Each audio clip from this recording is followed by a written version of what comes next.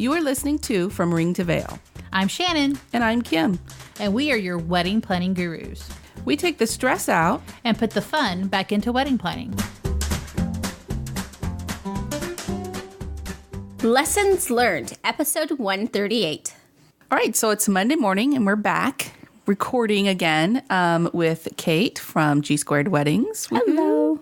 And we have some awesome feedback from listeners for previous shows.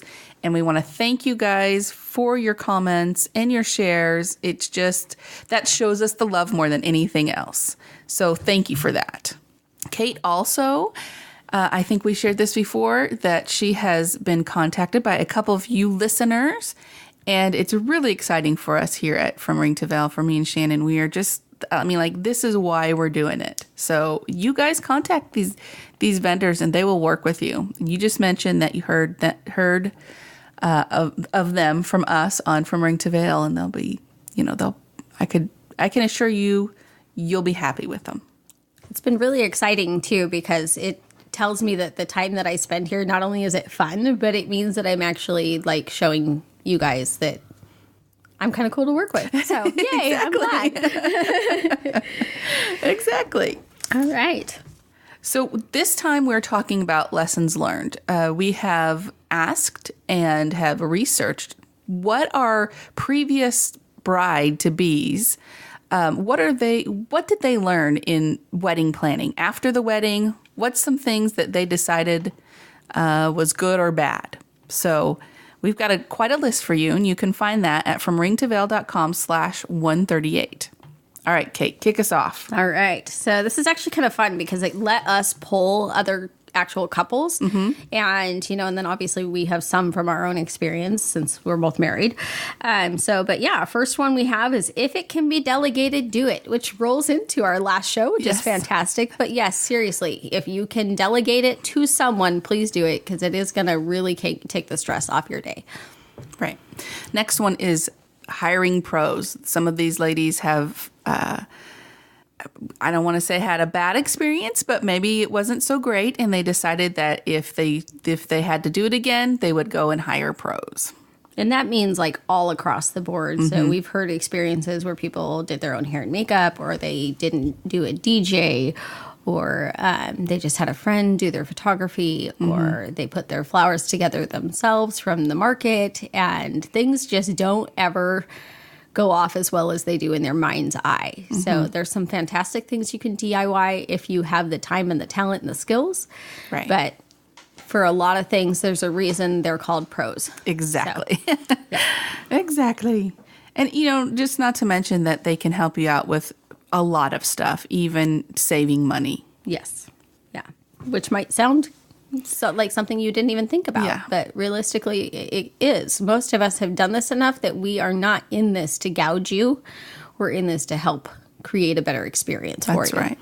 So the next one on the list is being more patient with your fiancé.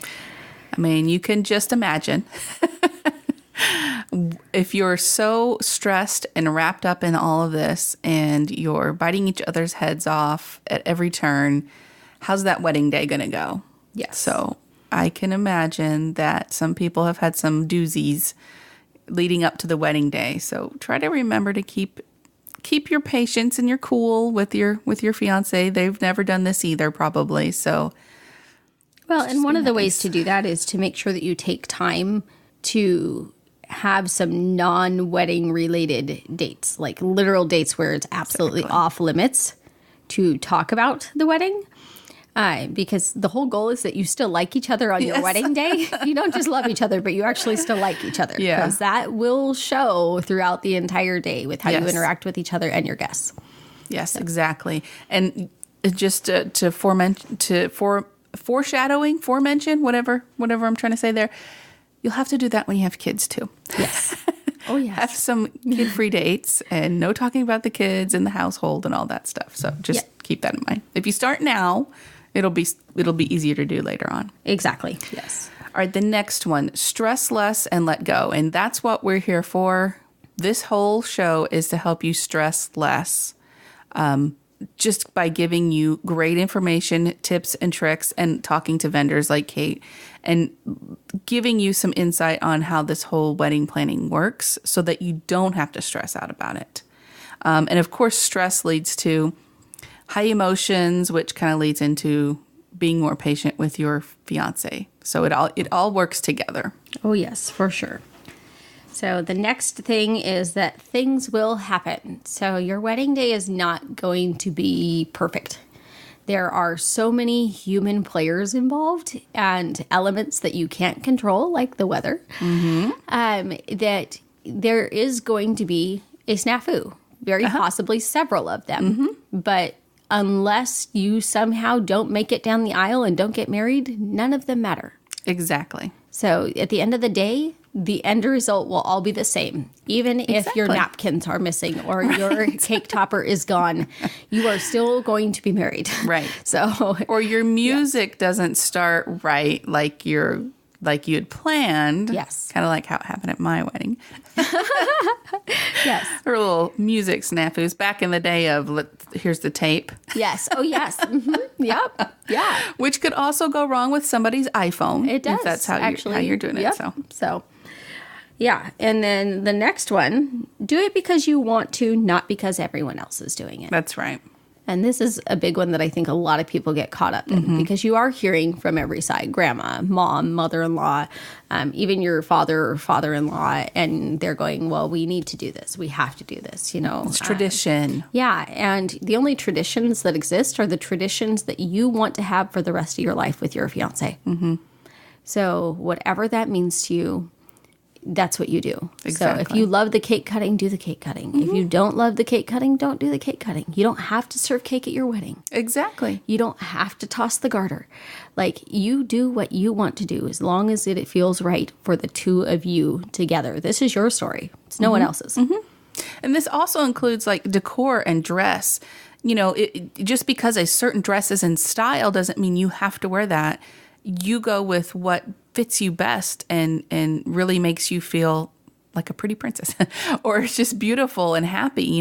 It's up to you. You don't have to go with the flow. You know what I mean? Not at all. And I think those are some of our favorite weddings even are the ones where, we've seen the same dress over and over and over and over again. And then suddenly we have a bride that has this incredible vintage dress inspired by 1940s glam, or we have just this gorgeous, gray sheath for her wedding dress instead. And that's just, it's actually inspiring to see someone be themselves on their wedding day. So That's right. Break the mold, be yourself.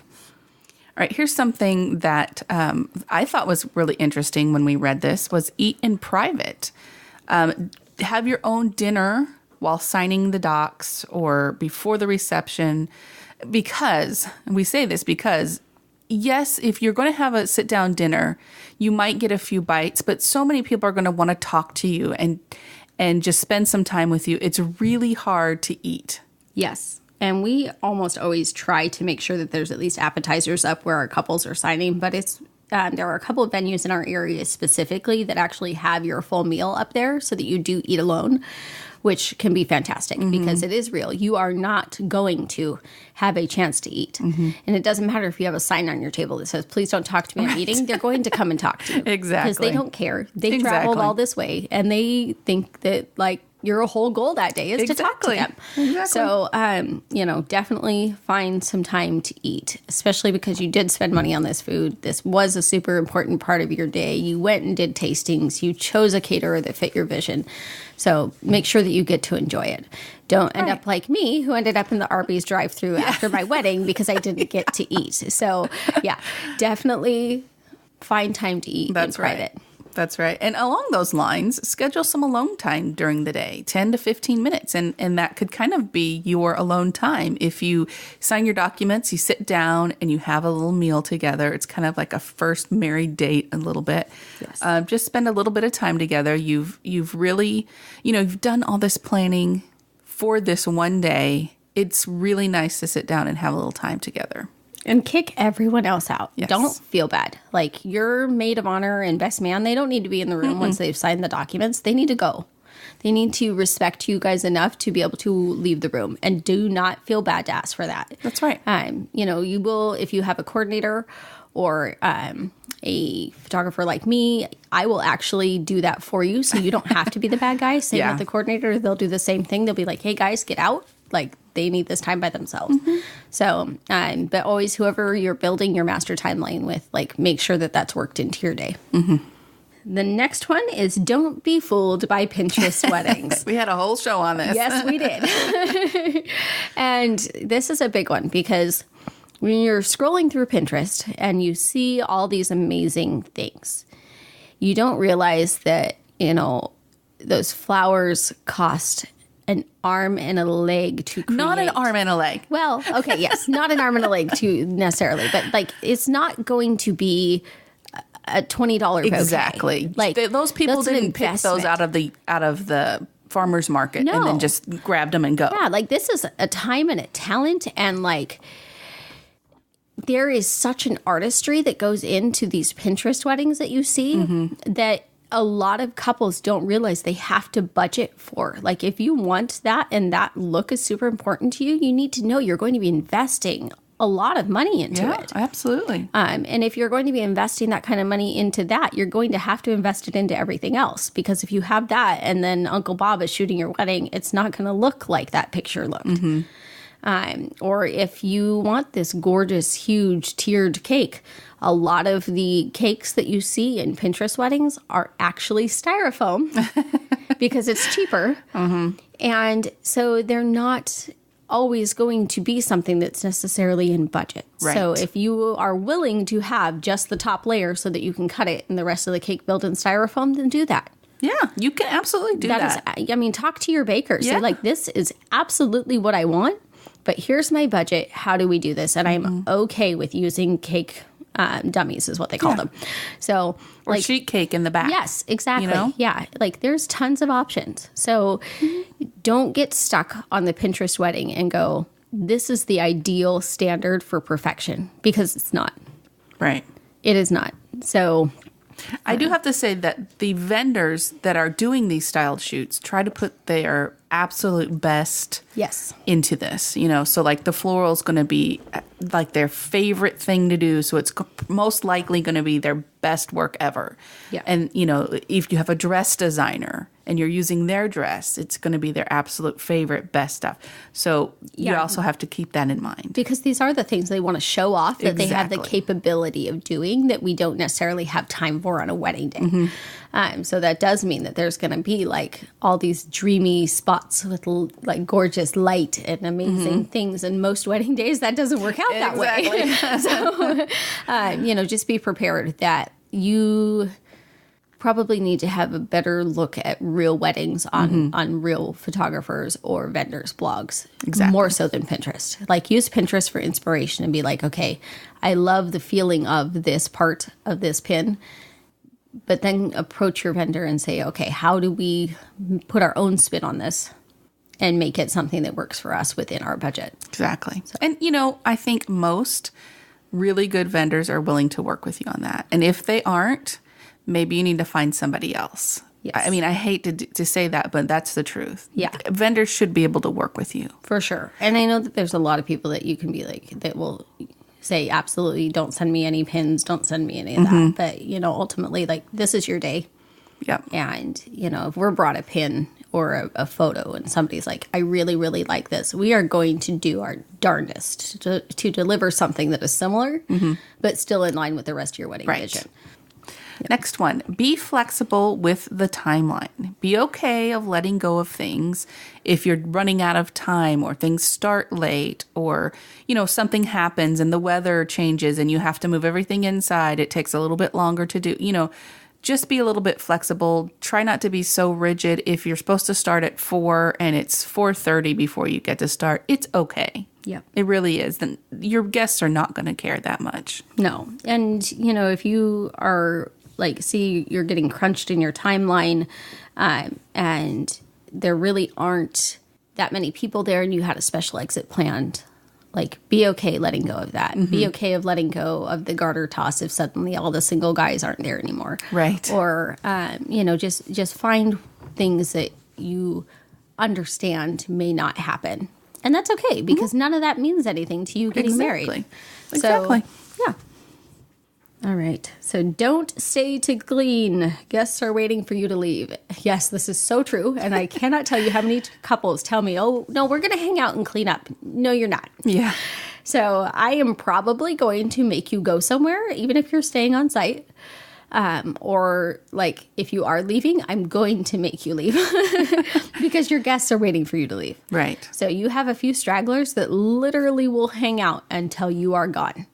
And that's so funny to me. It is, right? I know. Well, because I think they know that usually there's some kind of exit, exciting exit. Yeah. And they want to be there for that. Well, and now there's after parties. That's true. Which is huge because people are like, where's the after party? Where's the after party? So they're going to hang out and wait for the couple to go to the after party. True. And so I think like getting out of there quickly is kind of a good thing. Don't count yourself in the cleanup team. You've literally been going for like 14 hours by the time it would be time to clean up. And that's just going to be really hard on you. You've had an adrenaline rush all day. Once the ceremony's over, you're going to crash. And you're going to crash fast. And so keeping that reception a little bit shorter, getting out of there earlier is going to be better for everybody involved. So, yep. I totally agree. I mean, I remember when we were done, we were so tired and just hungry. Yes. I mean, really, that's what it was, tired and hungry. Yeah. When we got married, we were going to do our sparkler exit at 10. And it was like 8:30. And Josh was only on like his second beer. And I walked up and I'm like, we're leaving. And he's like, no, I'm hanging out. And I'm like, no, you're not. No, we're done. You're going to hang out with me. Yeah. So we went and we faked our sparkler exit early. And then like I changed it into sweats and we left. And it was like, I just couldn't anymore. Like there was just a point where, I mean, I'd already talked to everybody there. I had already done everything that I had wanted to do. And I was exhausted. And, you know, it was just one of those like, all right, I didn't plan to leave now. All my signage says that I'm not doing my sparkler exit till this time, but I just sort of don't care anymore. It's your wedding. You can do whatever you want. Exactly. Next one on our list, somebody was saying not to compare your wants with what's in trend. And that's kind of what we were talking about earlier. If it's in trend to have a bunch of food trucks at your wedding, but you really don't like food truck food, don't have food trucks. And don't think that you have to. Or like if peonies are really in season and you really don't like peonies, don't use them. If purple's the in color and you don't like purple, don't use purple. Right. So find the things that make you happy when you look at them. Exactly. So, and that'll make your day so much better. Yes. Because just think, if you have something there that you really didn't want, but it's really trendy, and so you did it anyway, you're not going to be that happy with it. No. And, you know, especially when you go back and look at your photos when we deliver them.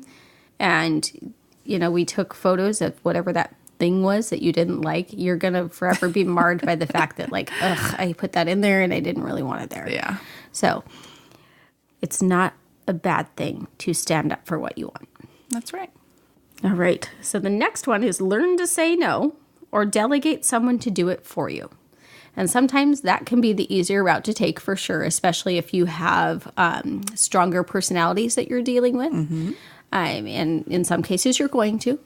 Yes. And if you have someone that knows kind of what your ideals are and what you really want, let them be the one to say no for you. So, but it is okay to say no yourself. That's right.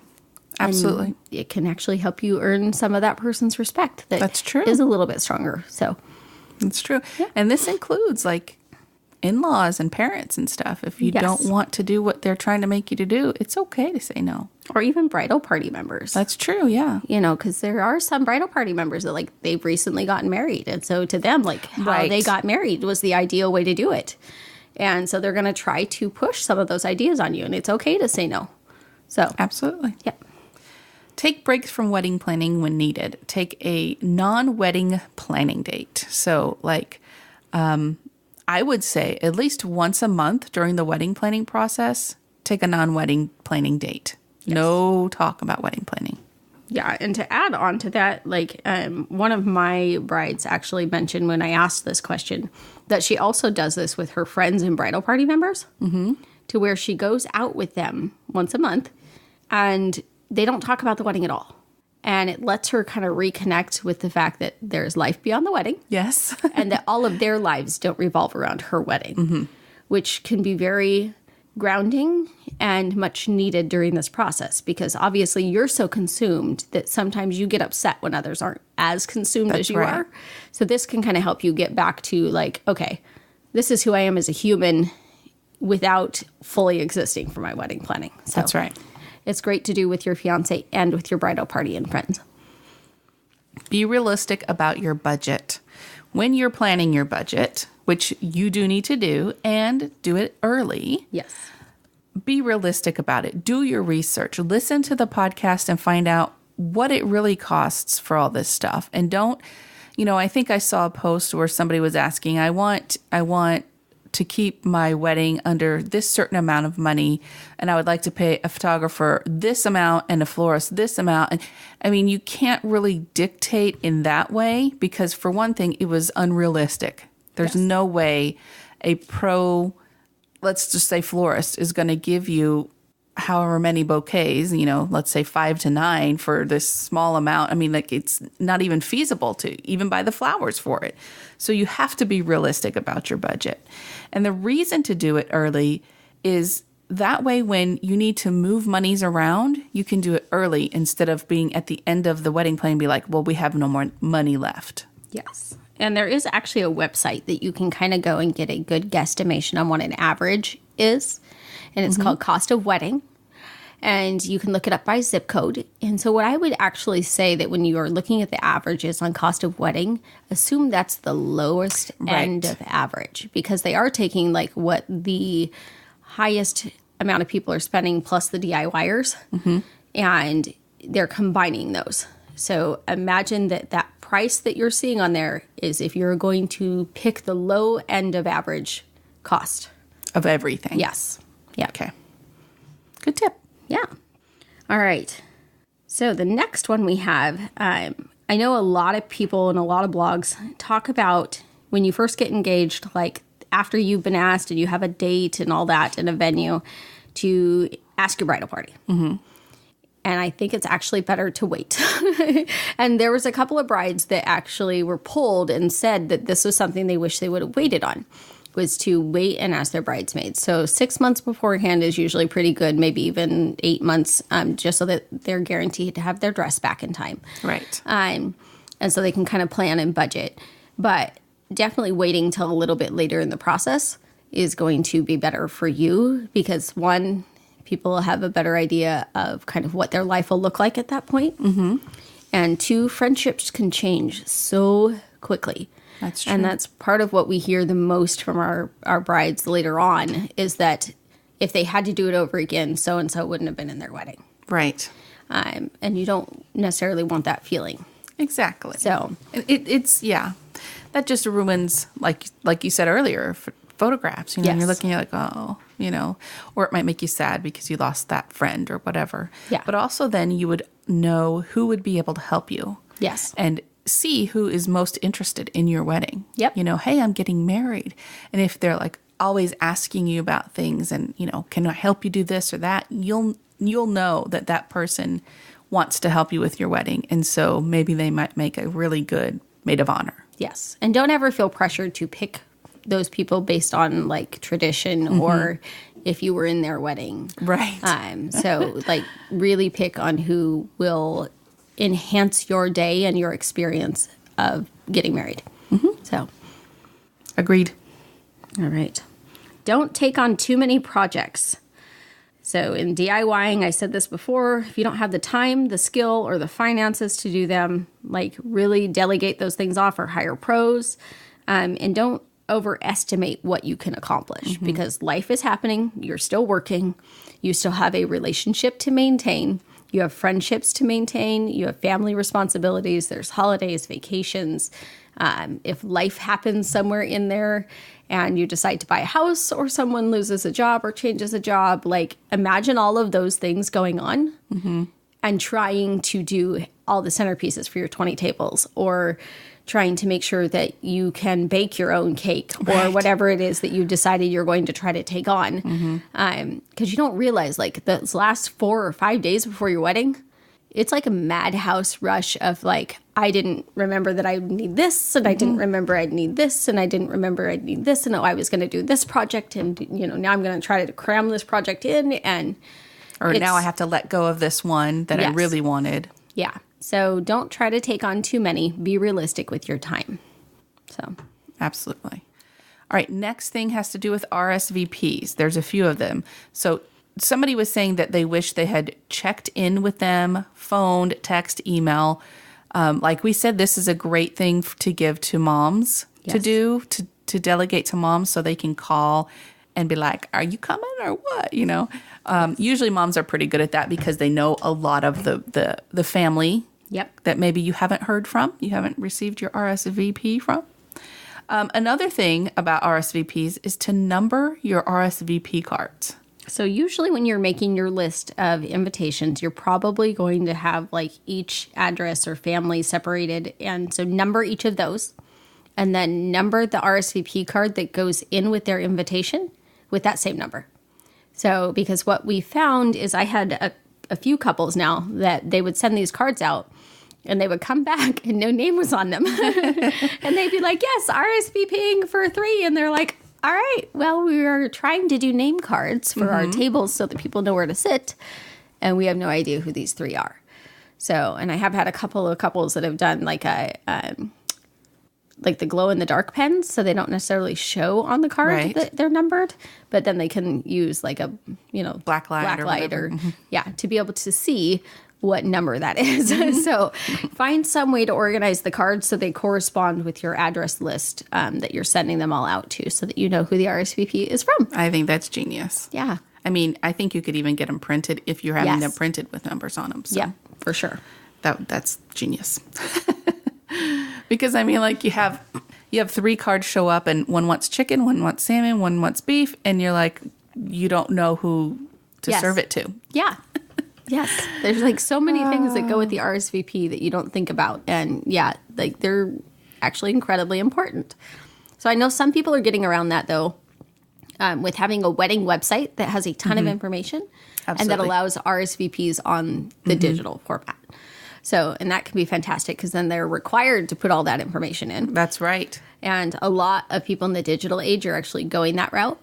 So I have also seen Facebook events. I don't recommend that. Right. Because even if people mark they're going, they're not telling you how many people they're bringing. So I've had a couple of weddings recently that's literally how they did their invitations. Wow. So they had like 115 people that said yes. Well, all of those 115 people brought a +1. Oh, yes. And some of them had children. So there was like not enough seating and not enough food. So definitely find a different way. Get RSVPs that are paper or do them on a wedding website. So, yes. Yeah. Next one, wedding websites with lots of info. Yes. That's what you just said. Yes, exactly. And so, that's a huge one. Just make sure that as much information is on there as possible. Try to update it as you get closer to the wedding. So when you're doing that last walkthrough with your venue or your coordinator or your photographer is sending you the last request for information, make a note to yourself that right about that same time is when you should go update your website. Even put a little thing in your calendar so that it reminds you that says, I need to update the wedding website today. And don't hit snooze or push it off. Like literally go take the time to do that because that is important. A lot of people are checking that. Exactly. So, and especially even with things like weather, what's the weather going to be? Yep. So maybe, we were going to have to change it to plan B, we're going to have it inside. So we're changing the place where you need to park or whatever it is. Yes. Make sure you let people know. Well, and sometimes traffic stuff can come up that we don't necessarily know about a year ahead. And so like last week, there was a chip seal going on that just got notified like 3 days beforehand. Okay. And so it affected the traffic because the speed was down to like 20 miles an hour instead of 45. And so it was making people late to the venue because of the chip seal that no one knew about. And had that been on the wedding website, they would have been able to reroute their traffic. So there are definitely things that come up. Yes. That can be helpful to update closer. And it's really good just in thinking about it, to have a wedding website where people can go to find this stuff out, because you're not going to text your, 200 guests. Yes. And let them know. Yep. That's going to be really hard to do. Yeah. And there's a ton of really cool options out Yes, there like, are. not just Wedding Wire or The Knot or, any of those big major ones. There's actual sites that you can build into something that is completely and totally you and not just a really sticky template. That's right. So plan ahead for cleanup. And we kind of talked about this on the last show when we were talking about delegating. But really make sure that you are looking at everything you're bringing in and the fact that all that's going to need to be brought out, plus all of the waste that your party is going to create. And some venues don't allow you to do trash at the venue. Right. Some have a trash fee. And so you just kind of have to be able to look at, okay, what kind of vehicles will I need? Where's everything going? How many bodies? So, yeah. All right. Plan ahead for cleanup. This kind of goes with the wedding website. We kind of mentioned this, but checking local events prior to the wedding date selection. So I think we talked about this before. When you're looking at your wedding date and where you're going to be getting married, look at a calendar, the city calendar, and see what stuff is going on. Is there a huge parade going on? Is there a biker rally happening? What's going on in the city that's going to take up all, let's say, the hotel rooms and all the parking. It's going to mess up traffic. Really be mindful of that. Yes.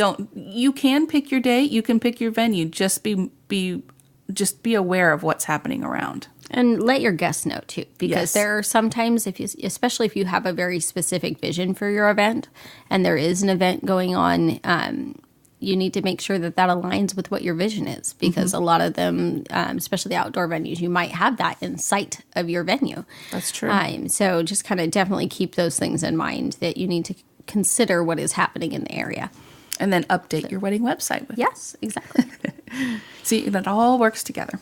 So another one that one of our brides said is that the music and the vibe are what people really remember. And that's true. So it goes along with another one of our couples that said, don't spend too much on consumables because you won't be able to resell or reuse most of it. And that goes in the same thing. So they had said, like, people won't remember if you use plastic cups or glass ones, or if your napkins were monogrammed. So don't really worry about things like that or favors. Don't spend too much of your budget there. Exactly. Where it could go in place of things that actually get remembered by you or your guests. So I haven't noticed, but do people still monogram their napkins? Sometimes. More often I'm seeing cute little phrases instead, which is a little better because then people actually take those home with them. Or like coasters. We're seeing a lot of the coasters or napkins that are not necessarily with their names. Okay.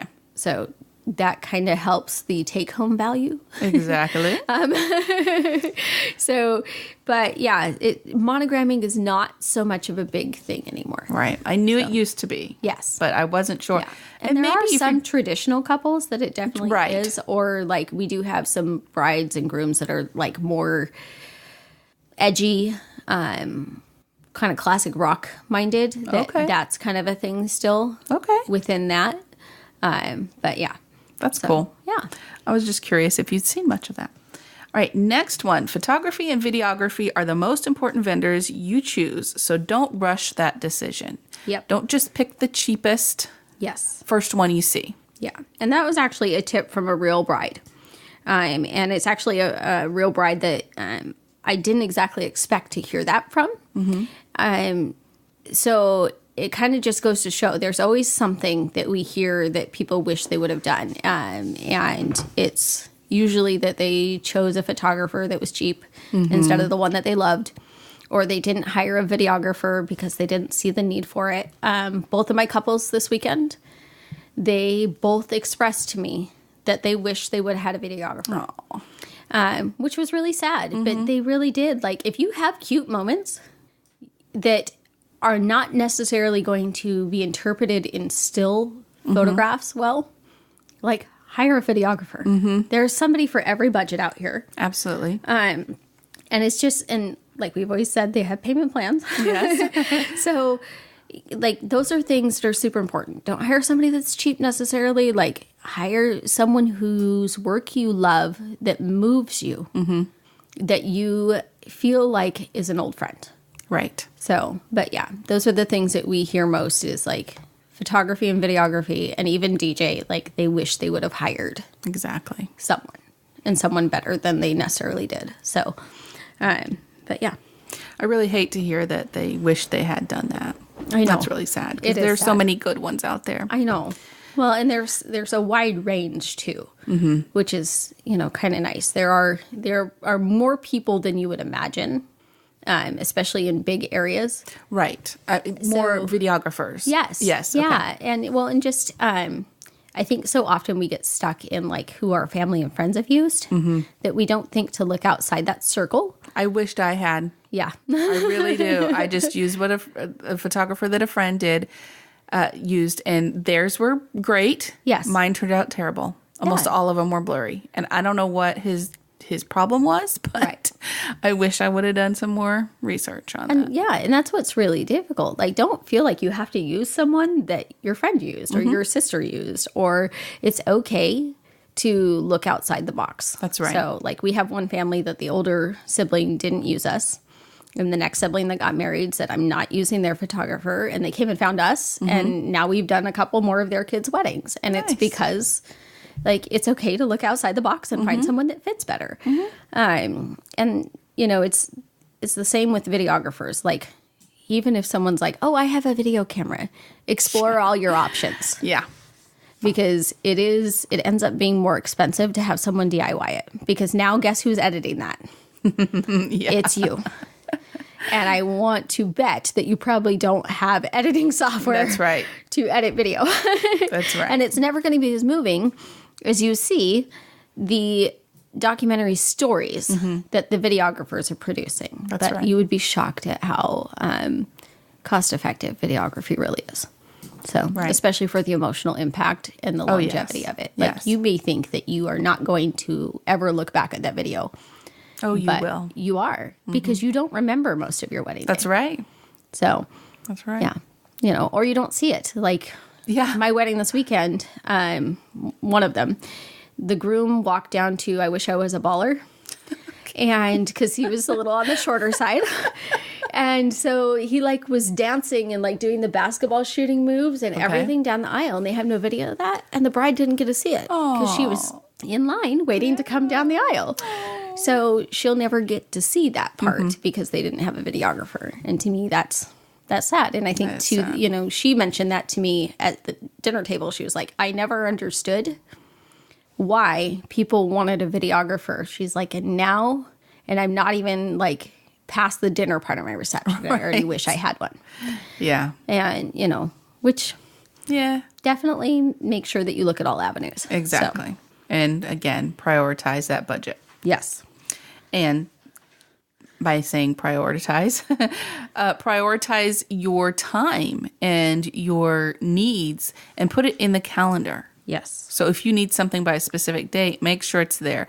I live by the calendar. I don't understand people who don't. Yes. It's really, Just couldn't do it. right? It's really hard. Like when we wedding planned, we had like a calendar just for the wedding and a wonder list that we shared with everybody who was involved. And I would like assign tasks and due Yes. dates. And so it would set reminders.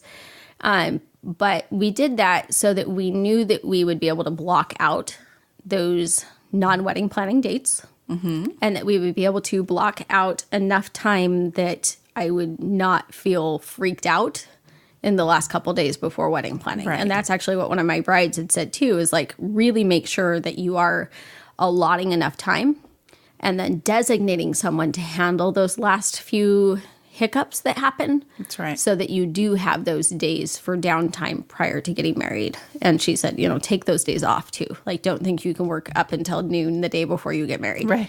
So, Unless you're going to the courthouse, Yes. you pretty much need some time off. And then even a day or two after. Oh, yeah. To kind of, just to shake off all the everything, just to relax and get back into the mode of living and not wedding planning. yes. Because it's going to change. Yeah. And it is a big, like, there's a big change that happens that you don't anticipate because you've literally spent several months, if not a year and a half, building up to this thing, and now it's done. Right. And you're going, okay, now what? What do I do? Yeah. So take that time off afterwards, and it'll help you kind of ease back into real life. So as a couple, discuss what's most important. What are your priorities when it comes like to the budget? Yes. What you have to have, what you really want to have. Do you want food trucks? Do you want, outside vendors to come in? Do you want to DIY something? Talk with your fiancé and make sure that you guys are aligned, because that can cause some issues if you aren't. Well, and it can help dictate some of your choices. So if you have specific things that you know that you want, that can immediately take some things off the table. So Exactly. some venues don't allow food trucks. Some venues only allow you to hire off of their specific preferred list. You can't bring someone in from outside. So it's really good to know, like, this is a non-negotiable for me. This is something I feel less important. And to be able to discuss what those things are from the get-go. So the next one was also suggested by a real bride. She's actually still in the planning process, but I thought this was a pretty brilliant tip too, to vent with other brides. And we are lucky that in today's day and age, we have that ability. There's wedding planning groups. You can even, join one of the wedding sale groups and stuff. But there are ways to talk to other people that are in this process too. And it helps you not only refocus, but realize that you're not crazy. Right. And that there's other people going through the same thing. Right. You're not alone. Yeah. And it'll help put things into perspective for you where maybe you did kind of overreact to an experience and you have this group of people now who goes, okay, well, is this really that big of a deal? So, yeah. I think groups in general, not just to vent, but to get ideas and to get, here's a picture of me in my dress. Yes. How do I look? Yeah. Really? Is this flattering on me or whatever, especially if you don't have real encouraging people around you. Yes. Which hopefully you do. But I think groups in general are great. Find your, not birthday buddy, your wedding day buddy. Yes. And what are you doing now? And have you gotten this? And what did you decide on that? It's just nice to have somebody that's doing the same thing as you are. Yes. It's the same thing as if you're on a diet and you're doing it with somebody. Yep. It really helps to keep you on track and not go crazy. Well, and it gives you somebody that cares about the things that you care about. Exactly. Because you can be like, what color should I paint my nails to your fiance? And he's really going to be like, okay, does it matter? Yeah. And you can talk to another bride and she'll be like, oh, well, look at all these pins I found and here, let me help you. So yeah, it kind of gives you a space too, to where you're going to drive your fiance less crazy. Yeah. With all the little stuff that That's funny. he may not necessarily care about. So. Okay. Not that he doesn't love you. No, but there's just things like, I think the biggest thing that my husband cared about was probably the music. And I couldn't have cared less for most of it. And so thankfully he had other buddies that he was able to be like, so what do you think about this? And I didn't have to deal with any of that. So, and I'm sure, there were things where the flowers, and he was like, it's a flower. And I'm like, no, you don't understand. Like, it's important. Yeah. But to him, he was like, yeah, okay. So, just kind of gave us ways that we were able to have outside support and not try to mundane the heck out of each other and still get feedback. So, Right. yeah. Good tip. And the last tip that we have for you is to find a detailed-oriented friend, which could be one of these brides on these groups, or it could be your best friend or somebody that you just know at work or something. You just need to find somebody that's detail-oriented that can help you through this process. Yeah, because there's a lot of little things that sometimes you'll forget about. And so if you go through each part with that detail-oriented friend and say, okay, during the getting ready, what all am I going to need? during the first look in photos, what all am I going to need to think about and worry about? What all am I going to need to think about and worry about for ceremony? Right. And so just have them break down every single part with you so that you have a good list of stuff that you now know what your plan of attack is and can delegate that and account for all of that in the calendar, like the tip before. So, but yeah, that detail-oriented friend is super important. Now, this is specifically if you do not have a wedding planner. Yes. Your wedding planner should help you with all this. Oh, yes. Yeah. But even if you do have a really good friend, bring her along. Yep. You know, it will just help smooth everything out. It's like bringing someone to a doctor's appointment. Sometimes you don't hear everything because it's overwhelming. Yeah. So, bring a friend along, and that way they can take the notes for you or remember parts and pieces that you don't remember being said. So. Exactly. Two heads are better than one. Oh, for sure. This was a good one. I love when we find real answers from real brides. Yes. Or past brides. Because they've been through this. They're going through it. They know what's good, what's not. And, you know, from a bride standpoint instead of a vendor standpoint. Yes. So, hopefully our podcast episodes are helping with all these problems, and we're giving you some solutions, and you're finding it a little bit easier to plan. If you are, please email us and let us know. If you have any questions, let us know. If you have a question for Kate, we'll pass that on to her. Our email address is info@fromringtoveil.com. You can always hashtag us anywhere that we have hashtags, or where you can hashtag. Twitter, Instagram, wherever, we're there. Remember to subscribe to the podcast, Apple Podcasts, Google Play, Stitcher, YouTube, we're everywhere. Let us know if you can't find us on a specific app, and we will do our best to get there. Until next time, no stress, no worries, keep calm, and listen on. Thank you for listening to our podcast. You can find us on Facebook, From Ring to Veil, on Twitter, @From Ring to Veil, and on our website, FromRingToVeil.com. Music provided by bensound.com.